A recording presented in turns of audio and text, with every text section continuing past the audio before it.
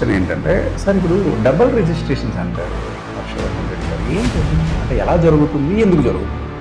Double registration అంటే sir ఇప్పుడు ఒక్కసారి మీరు ఆలోచించుకోండి, ఉన్నవాళ్ళైనా సరే కొనేవాళ్ళైనా సరే, ఒక లేఅవుట్లో ఒక ప్లాట్ నెంబర్ ఒకటి కానీ ఒక హద్దు కానీ తప్పు రాస్తే సేమ్ ప్లాట్ని ఇంకోరికి అమ్మేసేయచ్చు. మీరు ఈసీ తీసుకునేటప్పుడు కూడా నార్త్ ఈస్ట్ వెస్ట్ సౌత్ ఏమున్నాయో క్లారిటీ ఉండాలి, అది లింక్లో కూడా సేమ్ ఉండాలి. ఎక్కడైనా మిస్ అయినా అది మళ్ళీ అందులో రికార్డులో రాదు.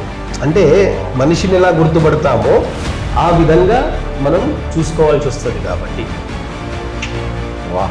సో అప్పుడు మోసం చేసే వాళ్ళకి ఏముంది సార్, ఎక్కడ లూప్ హోల్ దొరుకుతుంది, ఎలా మనం చేద్దాము, ఎలా డబుల్ రిజిస్ట్రేషన్ చేద్దాము అనే ఆలోచనలోనే వాళ్ళు ఉంటారు కదా. ఒకే దాని మీద 2 సార్లు సంపాదిద్దామనో లేకపోతే దోచుకోవడమే అది.